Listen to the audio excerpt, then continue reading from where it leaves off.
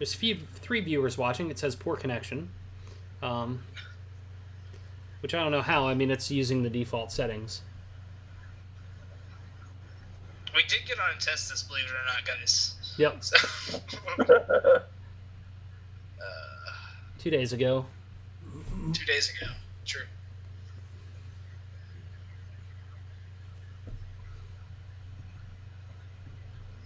I'm trying to click go live, but it's not letting me because it's still trying to load the preview.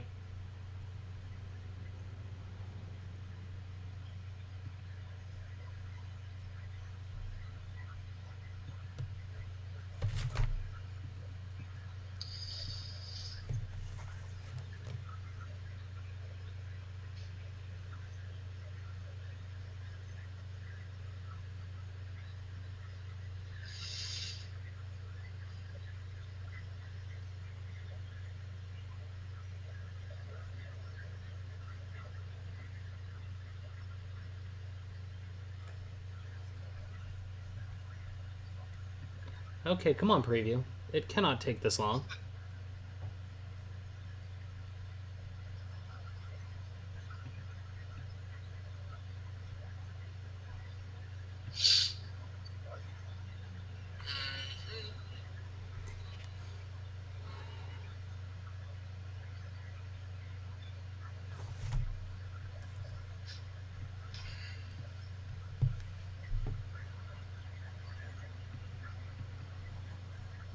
It is still forever loading the preview.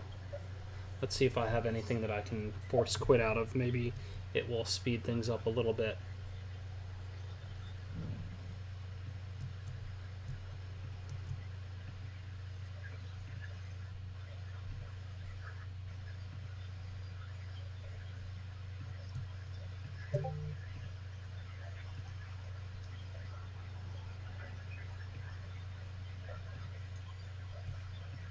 Don't want to force myself out of the existing programs that we're using, because that would be bad.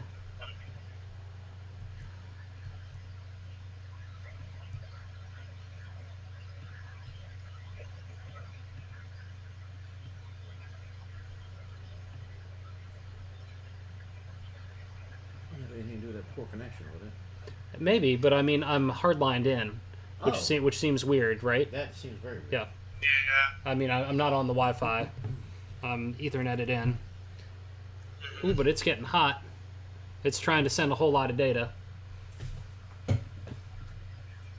We're finally getting a preview. Let's see. There we go. We're going live. I think it's happening. I believe it's going to happen. It says we are live. Let's see if we see any faces. And YouTube is not receiving enough video to maintain smooth streamings. So, okay.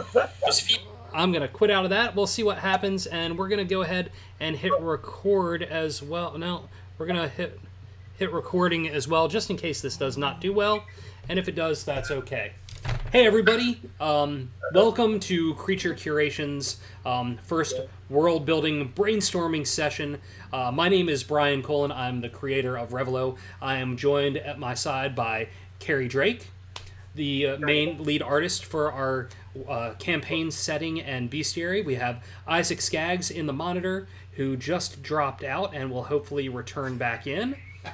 He is the lead writer on it, and behind the curtain, who you cannot see, is Dino, who is one of our favorite patrons and who has backed the campaign at the level where he is going to add a character or creature to the world setting and get to add into that. So while we're waiting to see if Isaac jumps back in, I'll tell you a little bit. Hey, Isaac jumped back in. Excellent. Hey, sorry about that. Thank you. No worries. Yeah. So if you're just tuning in and you don't know anything about why we're streaming or what we're doing, today we hit the funding goal 14 days in, or 2 weeks in, to our campaign setting for World of Revilo. It's a D&D 5th edition campaign setting. It's filled with all sorts of new playable races, new subclasses, weird monsters, and more. And today we're going to try and dive in and explore some more brainstorming ideas.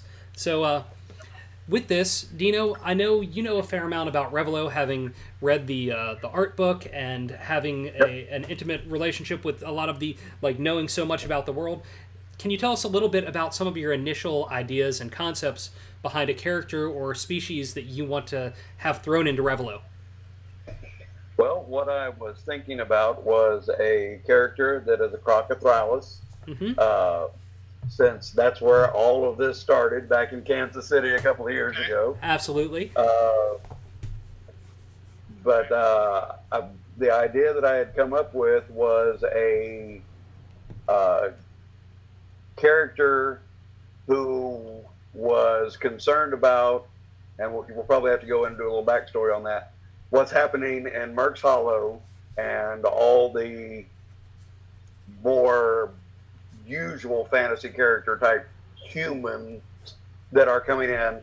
And his main motivation, as we were talking about before we went live, is he just wants the status quo. He doesn't like all of these humans, elves, dwarves, whatever, coming into Revilo and upsetting what he and the other cockatriluses have set up as their domain, I guess. And okay, cool. Trying to think of So for everybody else that's out there that might not know much about Revilo, let me talk a little bit about what the cockatrilis is as a race and where they live. So these are giant, like bird people that live high atop the floating forest, and because they live on the very top, they kind of have a pecking order, if you will, of the social structure from the floating forest, where the people that are working down in the roots are usually the hardworking, almost like mine workers, whereas as you get higher and higher up, the cockatrilis who are up at the top are the high level, very much the bourgeois, more high society part of the floating forest. So the idea that you want to create a character that really wants to keep things status quo is very much in line with the cockatrilis as a whole, and as not just as a race, but also as a social structure and their class structure. Excellent. So thinking of that, did you think that your character would have be one of the high-ranking people within what was the name of the council, Isaac, that you'd written up? Oh goodness, the High Council? Was it the High Council? I can't remember if it was, but whatever it is, we'll tweak it if that's the case. We played with a couple of different names for that. Or was it the High Council one that stuck? Or was it the Canopy Congress and the? Thank you. Yes, that's way better than the High Council. The High Council is in the Waiju with the Sorcia. Dang it, you're right.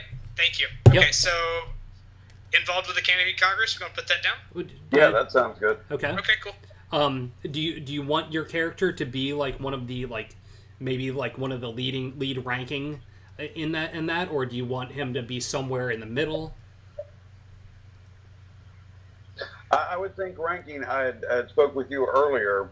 I don't know whether you told the other guys. No. I had come up with this idea. One of the things that Brian mentions when he talked about the floating forest is the mushrooms and gems that come from the bottom that are what all the other creatures are mining. So I'd come up with this idea of a mushroom that extends or slows aging, let me put it that way. Okay. But as the flip side to that, you take damage easier, you don't recover as quickly, so it's not like the superpower that you could just do it and you don't have to worry about. There are consequences of eating this mushroom, using this mushroom. I like it. And using my biology degree, which I hardly ever get to do. I'll send you guys a picture later. I had worked up this secondary creature that's sort of like cats are to humans, called a griffith, which is sort of like a cross between a cat and a flying squirrel with a beak. So Griffith, Grithuthuth? TH, yeah. Okay. Griff. FF, I see. Got it. So the mushrooms mimic the eggs of the griffith. So they between the relationship between the mushrooms and these smaller creatures. Um, the sort of the symbiotic relationship of the creatures protecting their nest protect the mushrooms from being, and those mushrooms are what have established this character as his place in the council, because as you can imagine, something that slowed down aging would be very, very valuable. So Okay. that kind of tying that all in together. Okay. Now, do you see it as that is he's the only person that really knows about the qualities of this mushroom? Has he shared that with other members? I would think it would be more like a. I'm trying to think of a historic example, sort of like the purple dyes that the Romans did. Mm-hmm. Okay. There were people that knew about it, but they didn't know how to do it. So it'd be like a house thing that his family, his Uh-huh. organization would know what it is, but Okay. where they are or how to properly prepare them so that they do what they do. I think that would be like trade secret type of thing. Yes. I like that. Yes, well kept secret. Yep. And Yes. I like that he would kind of have like an entourage of people that would kind of protect him, especially if he's much more susceptible to harm. Yeah. I think that's great. What I've written for that is mushroom that slows aging but hurts one's overall constitution with Uh-huh. a capital C. Okay. Yeah, Yep. excellent. Yeah. That's exactly where I was going with that, Isaac. Right. Cool. Awesome. I really like the direction this is heading in. And This because, is nice. Nice. especially if he's one of the oldest Cockthralus that's part of the Canopy Congress, he would definitely be one of the highest ranking. And so he'd be able to be pulling a lot of the strings and guiding where things go. Now, what a lot of people might not know is that really, like, even though the Cockthralus think that they rule over everything, there's a giant infrastructure of Persinnolites within the floating forest that kind of almost work as puppet masters. So there would be some sort of relationship that he might have with some of the Persinnolites that are kind of pulling a lot of the strings in the society there. Cool. Yes. And I know you had the name for the species of the cat-like flying squirrel. Did you have any name in particular for this Cockthralus that you were thinking of? Yes, I did. It is TIN O. Let me. I have to write it out. Gotcha. It's Just a okay. second. Absolutely. It's another anagram because Yep. I know how much certain people like anagrams. Yep, they're riddled throughout.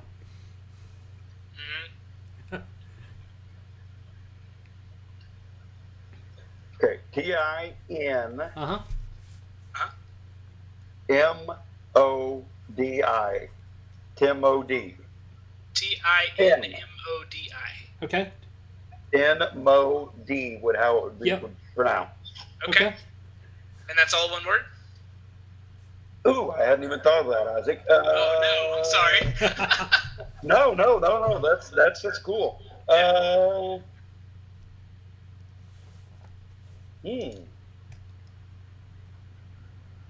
It may. I don't know. What do you guys? I mean, that's I think that should be a first name, and then we should come up with a family name.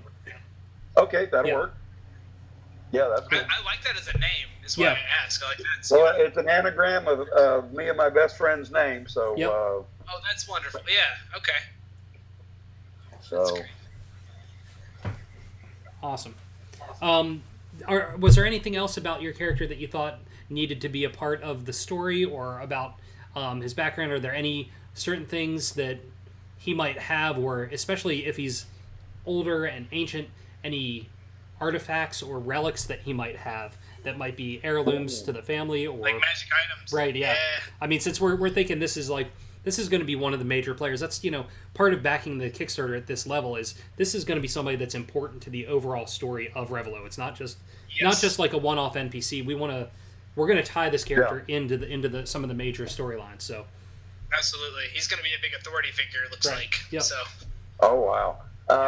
No, I had never even gotten that far. The only other thought that I had was being more prone to harm and having this network that is distributing this mushroom, or what the product that they're able to get off the mushroom.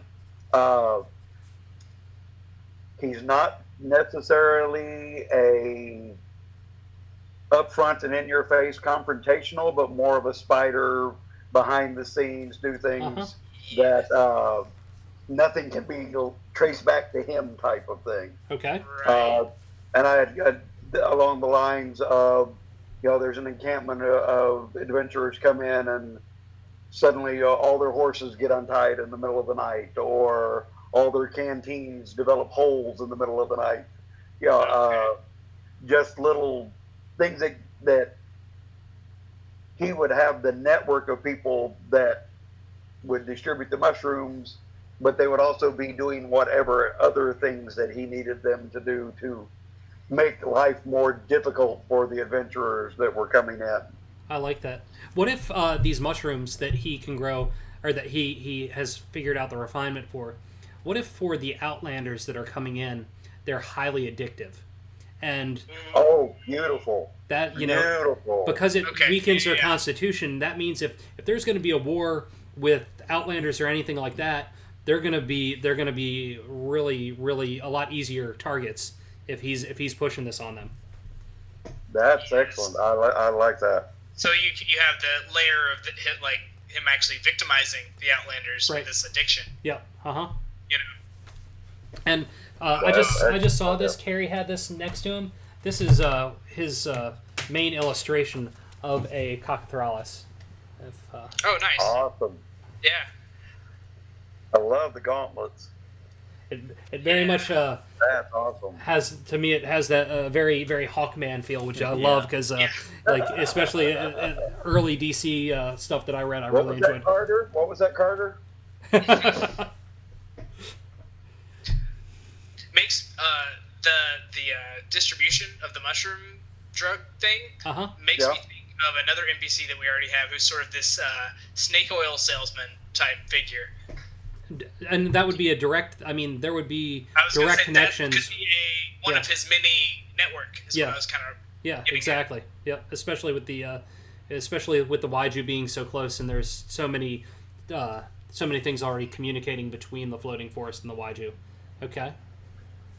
For anybody that's just now tuning in that may have jumped in a little bit late, we are doing some big character concept development. You can't see Dino, who's behind the curtain, but he has backed the Kickstarter at the Patreon, or at the backer level, where he gets to add an important character into the campaign setting and into the world. So we're concepting that right now. And I like Carey's just sketching away over here on some ideas for Cockathralis, which is pretty rad. Now, as far as the new species, the Griffith,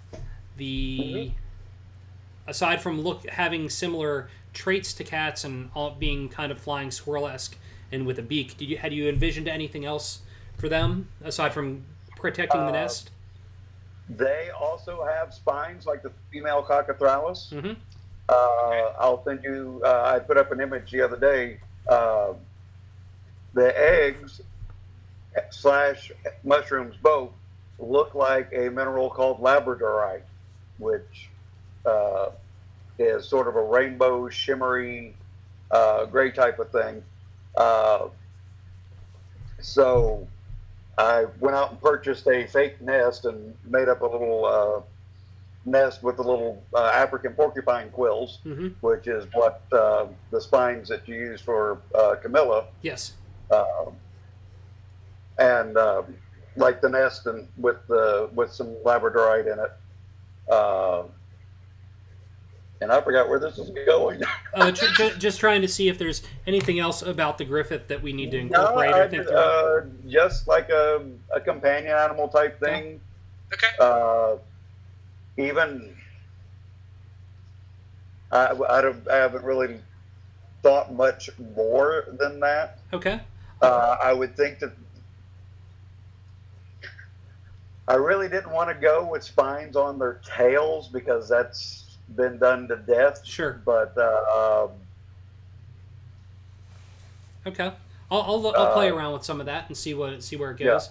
I almost see them as being some sort of offshoot branch of what the Tomachin are, because Tomachin are prevalent in the floating forest, and they have the kind of webbed under their legs and gives them that flying squirrel type effect. So maybe we can have a domesticated wildcat sort of relationship. Right. Something even and smaller, and just a strain that's off, but it has those quills incorporated somehow. Yeah. Dino, are you at a place where you can go into Google Docs? Because I can send you the link to this thing I'm working on. Yes, I am. We'll do it afterwards, just so you're not sharing emails or anything over the internet. No, I was just gonna Facebook it to him. Oh, gotcha. Oh, right on. Yeah, that's even better. Yeah, I'm not. Yeah, here. It's fine. Cool. Yeah, I hadn't even thought about the Tomachin. That's an excellent idea. Yeah, I need to make a note of that. I try when I can to have things be offshoots of existing species, just especially like after watching like all the like BBC Earths and seeing like how when like continents divide and see how one thing goes and starts to develop in this region or on this continent, how different like the ring-tailed lemurs were from other lemurs, and that's always very inspiring. So it's really wouldn't know a thing about that with a bachelor's in biology. No, not at all.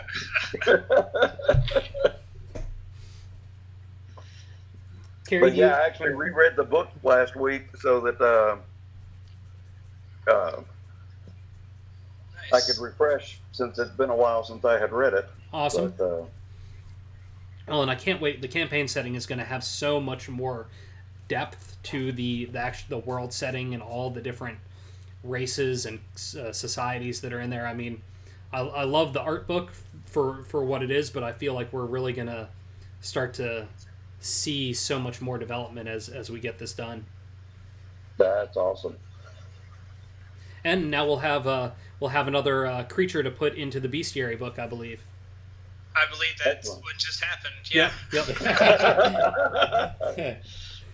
Gotta stat it. Yep. Be all right. Yep. Awesome. Cool.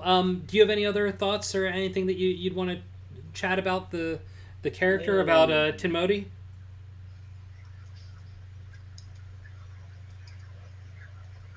No, I really hadn't I had put a lot of thought, but hadn't really set anything in stone because I was unaware of exactly how since this is the first one of these I've done. Yeah, absolutely.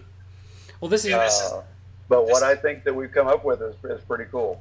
Yeah, I think so too. This is very much our process. Is we just kind of sit and bounce ideas around and see where it takes us. Yeah, it's very exciting. Awesome. And it's good to see how things evolve, and especially how things change as other characters are brought in, because like as we develop this out further, I'm sure Tinmoti will become even more robust as a character, just as we start to learn how all the other pieces fit into the puzzle. Interaction, yeah. That's awesome. Cool. Well, I think that should be a great start. I mean, the next place for us will be to do some write-ups and do some character sketches and send it your way and get your feedback, Dino. And then just keep moving forward with this. I think it's going to be very exciting. Carey, do you want to show some stuff that you've drawn so far? Yeah, on Tinmoti? Yeah. Yeah, let's take a... Yeah.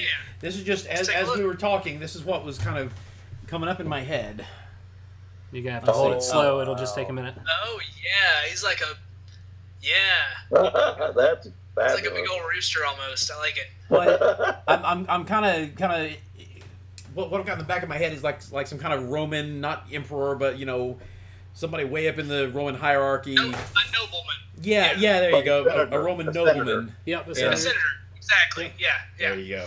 Yeah. So that's kind of where I was kind of going off on that tangent there. Is that sweet? Is that kind of where the headspace you were in, Dino, or is there? Yes, it is. Okay. Sweet. Awesome. Very cool. Excellent. Well, anybody that's watching, again, we're doing this as part of our Kickstarter. We have 14 days left. We end on Friday, June the 19th at 9 p.m. We funded today. We have a ton of stretch goals to break through. Almost all